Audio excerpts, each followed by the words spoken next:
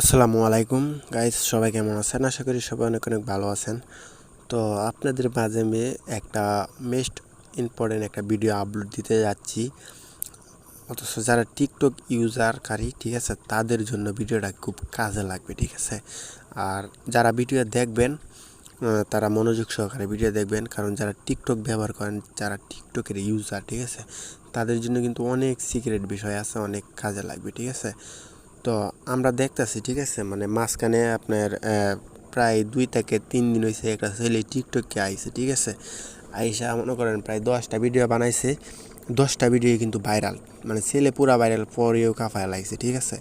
তো সেই ছেলেটার অ্যাকাউন্টটা কেন ব্যান্ড হইলো বা কীভাবে ব্যান্ড করলো সেটাই আমি আজকে আপনাদেরকে বলবো। তো টিকটক মানে ইউটিউব আর টিকটক, ঠিক আছে, মানে ইউটিউব কোম্পানি, টিকটক কোম্পানি কিন্তু কাউকে ঠকায় না। মানে এটা হচ্ছে ওপেন প্ল্যাটফর্ম, এখানে বড় লোক আর গরিব চিনে না, ঠিক আছে, সবাই সমান। তো কেউর ক্রিয়েটিভিটি ভালো থাকে আর কেউর ক্রিয়েটিভিটি খারাপ থাকে, এই জন্যে আপনারা মানে অনেকে ভাইরাল হইতে পারেন, অনেকে ভাইরাল হইতে পারে। আর সেই সিলেটের আইডিটি কেন ব্যান হইলো বা কীভাবে ব্যান হইলো আমি আপনাদেরকে বোঝাইতেছি, ঠিক আছে। মানে আমার ব্যক্তিগত আইডিয়া আমি আপনাদেরকে বলতেছি। তো গত 1 সপ্তাহ হলো আমি একটা আইডি খুলছি, ঠিক আছে। আইডি খোলার পর আমি ভয়েস নিয়ে ভিডিও বানাইছি। আমার এখানে মনে করেন যে মানে 1 সপ্তাহের ভিতরে আপনার 20K মতো ফলোয়ার হয়ে গেছিলো। তারপর আমার আইডিটা ব্যান্ড হয়ে গেছিলো।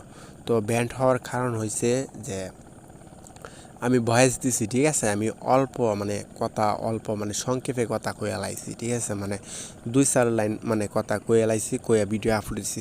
টিকটকে ম্যাক্সিমাম 30 থেকে 20 সেকেন্ড একটা ভিডিও আপলোড দিতে হয়, ঠিক আছে।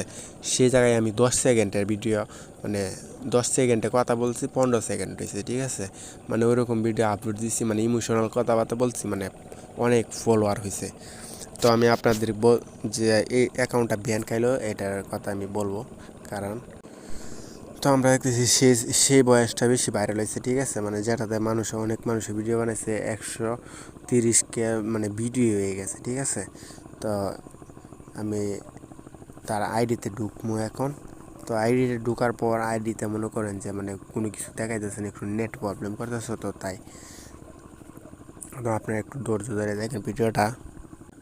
তো এখানে প্রোফাইলে কোনো ছবি দেখাইতেছে না, মানে তার ইউজার নামটা দেখাইতেছে বয়েস কিং 4 এবং তার কতজন ফলোয়ার ছিল, মানে 3-4 দিনের ভিতরে যে সে এতজন ফলোয়ার করবে, ঠিক আছে, মানে কল্পনার বাইরে 2 মিলিয়ন, মানে 2.8 মিলিয়ন লাইকে যাবে গা, ঠিক আছে। মানে পরেও মানে সিলেটের ভিডিও দিয়ে সবাই ভিডিও করছিল, ঠিক আছে, ভাইরাল হয়েছিল।